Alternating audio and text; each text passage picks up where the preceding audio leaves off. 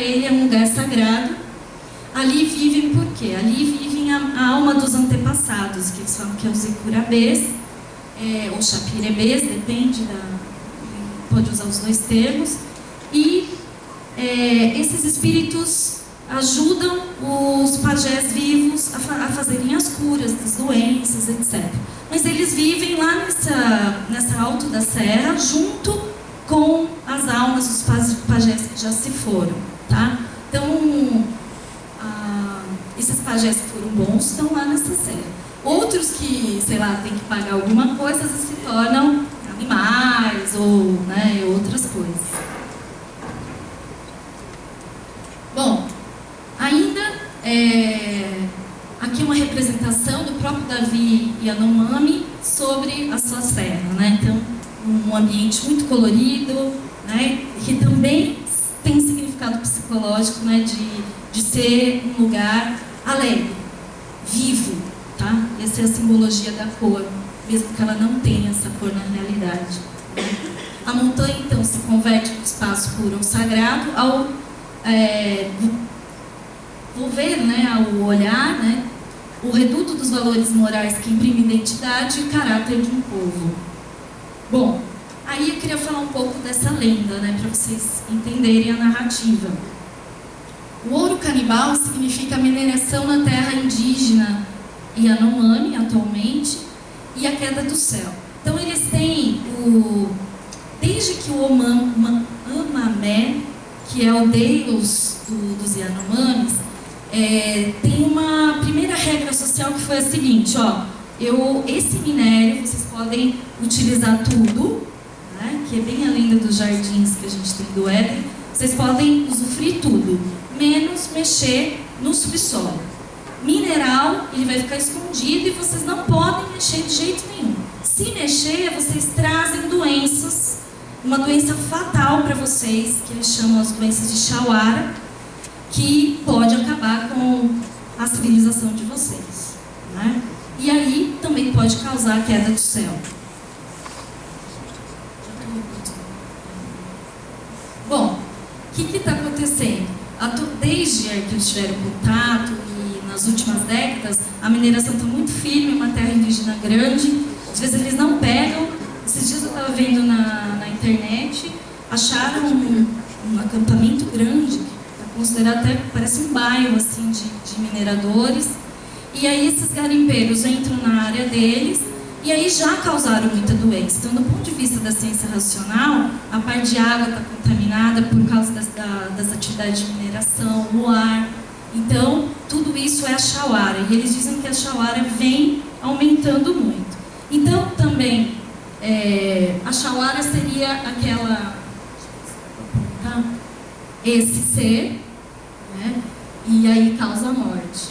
E a Shawara cada vez pode ser em mais seres, então eles dizem que estão em números maiores ainda do que o número dos garimpeiros. E aí, quem que faz essa intervenção? Quem faz essa intervenção no... Peraí, um pouquinho. Quem faz essa intervenção, então, para a cura? São esses Chapirebé ou Icurabés que eu falei. Eles que são mini pajés, na verdade, eles representam dessa forma, que ajudam o pajé vivo a fazer essas curas, né, das crianças, das pessoas que estão doentes. Só que eles falam na lenda também que chega uma época, se tiver essa fumaça, que ele fala, fumaça da Shawara, que é o vem do ouro, esse impacto pode levar à morte, inclusive desses deuses aí, né, desses seres, do Chapirebés e até do Omani. Então, e ele diz, por que é a queda do céu? Quando chegar ao ponto desses seres morrerem, o Yanomami também vai morrer. Só que ele diz também nessa narrativa que se eles morrerem, a gente também vai morrer. Não vai demorar muito, a nossa sociedade também vai falecer porque a terra está doente, né? E aí ele vem em público, faz essa narrativa, o Bruce faz a tradução para alertar, a sociedade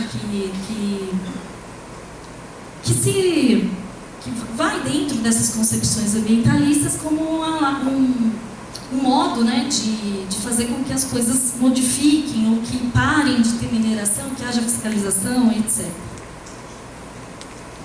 Bom, o discurso, então, do Davi, ele é um esforço de negociação, se a gente olhar isso mais a fundo, como diz o Albert, um discurso político e também casa muito com o discurso ambientalista. Então, também tem algumas significações a respeito de entrar nessa luta também ambientalista para eles conseguirem sobreviver a tudo isso. Tá? Então, uma forma de resistência também. Vamos lá. Ah, tá. Aqui eu já disse. Na interpretação, então, o que a gente está trazendo para a interpretação da geografia humanista, né? Essa parte do filtro cultural perceptivo, ela é muito forte, né? Então, a forma como eles percebem esse mundo, como essa primeira forma de aquisição, tem muito filtro cultural, né? E aí, alguns diálogos geográficos propostos são o seguinte: trabalhar o ser e o mundo vivido, né, ou esse lugar vivido, entendendo essa terra, esse mundo, né, essa paisagem, esse lugar, como origem, presença e o sagrado. Outra coisa, outro tema, o ser e o mundo sobrenatural, paisagens e lugares sagrados e paisagens de medo, porque também dentro do território, sempre nos limites territoriais, eles também têm dois seres que são horríveis e que ainda não pode extrapolar aquele limite. E trabalhar dentro da geografia também a questão dos conflitos, né? O que significa esse canibalismo, né, através do ouro, o capitalismo como um canibal e os seus impactos culturais e sociais, né? Então a gente vai desdobrar isso. E para quê, né? Para juntar entendendo a geografia não dicotômica, unindo o físico, natural e até o sobrenatural, né? Para entender a diversidade de pensamentos culturais nesse processo. Então, na Serra do Vento, a gente vê que o sagrado está sendo totalmente desrespeitado, né? Desrespeita a natureza e o sagrado. Aqui um exemplo do garimpo.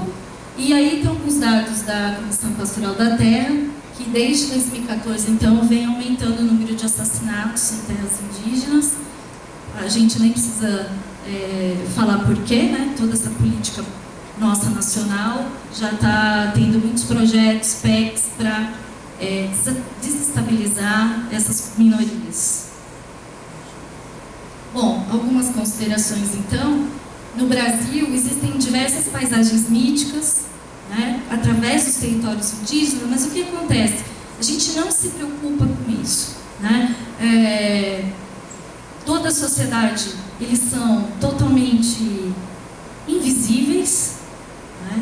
A gente não quer saber, a maioria da nossa sociedade, se a gente perguntar qual a sua percepção do mundo indígena, mas existe indígena mesmo? Porque acho que eles têm que ser pelado, não pode usar celular, etc.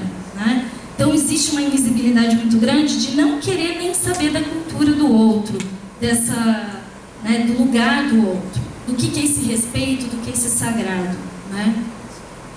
E ainda considero pouco estudada dentro da geografia, porque ela é uma ciência que a gente tem que ler antropologia, tem que ler outras leituras, mas vale a pena. Né? E que também ela pode se tornar uma discussão também de política pública. E aí eu compartilho com a professora Rocio que também são paisagens culturais e que também a gente vai para a Europa, por exemplo, qualquer monumento que tem alguma história, que tem alguma lenda, nossa, recebe milhares de visitantes. Não estou querendo discutir turismo, porque lá também tem uma discussão forte sobre isso, né? Mas assim, de valor mesmo, né? Será que a gente nem quer saber se aquilo é uma paisagem sagrada ou não? Eu quero passar meu final de semana ali, né? Ou quero fazer a trilha, mas não quero ter esse respeito. Né? Eu quero um hotel na selva, tudo isso, né? Então, mas são possibilidades, respeito, que poderia sim, dentro mesmo da Unesco, não tem nenhuma categoria categoria, tem a paisagem cultural, mas nenhuma classificada do ponto de vista nesse sentido, de uma paisagem sagrada. Não tem. A gente tem o Rio, de paisagem sagrada, agora, desculpa, Rio de Janeiro como paisagem cultural, e agora, recentemente, BH, né? BH que se tornou uma paisagem cultural, mas o quê? Jardins, parte que foi mais moderna, né? Não tem essa parte de paisagens indígenas ou de outros povos tradicionais, nada. Né? Então, um descaso total.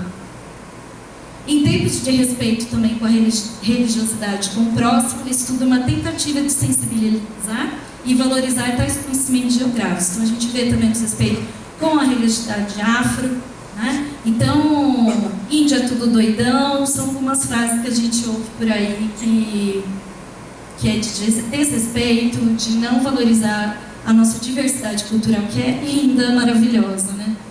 Pesquisar as paisagens míticas, então, é um desafio. E um tema importante da geografia, eu acho, né? Da geografia humanista, principalmente porque, na atualidade, é necessário compreender as dimensões simbólicas presentes nas paisagens para a criação de políticas públicas, gestão e proteção da paisagem dos povos originários.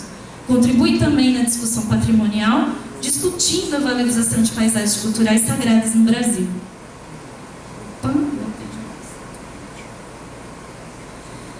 Então, para terminar, né, eu acredito muito nessa geografia unir as coisas, né, ver as coisas de modo holístico. Acho que a gente precisa avançar nisso, né, e muita coisa do que eu sou hoje, do que trago para vocês, é de vindo de experiências, né. Eu passei com a minha etnia, que eu trabalhei com as apurinas na Amazônia, eu fiquei isolada, né, passei por dificuldades, mas foi a melhor experiência que eu tive na minha vida, né, isso ninguém tira da gente, né. Então eu me sensibilizo muito, então é o que eu sempre trabalho. Agora, atualmente, estou trabalhando com os quilombolas de Mandira também, assim, num modo de vista mais prático, trabalhando com a paisagem com a memória.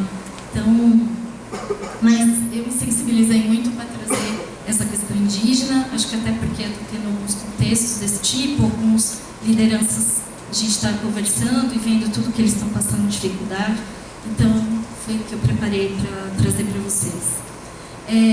A Terra só vista, a Terra, a paisagem, etc., né, o espaço geográfico, vista como algo objetivo, racional, abandona sentidos, né?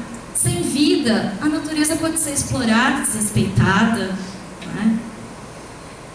Então, é uma busca, até para a gente, como geógrafos, sempre não perder o encantamento, né? Não ficar só no racional. A gente pode usar, né? Isso a professora Lívia fez muito, né? Dá para ver aqui pelos discípulos delas, ex-orientandos, que estão aí na luta, né? Porque não é fácil. E essa visão que a gente tem hoje, então, desencantou muito esse universo, né? Então, a partir do momento que a natureza não tem mais sentido, a gente pode fazer o que quiser com ela, torturando-a. Assim, concordando com Dardel, a geografia, por sua posição, não pode se furtar de ser solicitada entre conhecer e existir. Obrigada, gente.